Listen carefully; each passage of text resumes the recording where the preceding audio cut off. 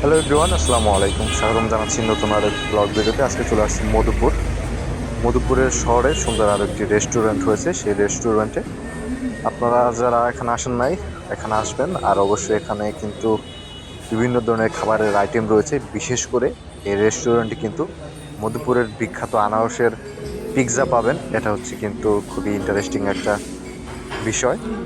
এখানকার পরিবেশটা আরও বেশি সুন্দর, দেখতেই পাচ্ছেন। খুবই মনোরম পরিবেশ। রেস্টুরেন্টের নাম হচ্ছে Shakil kitchen and coffee for you.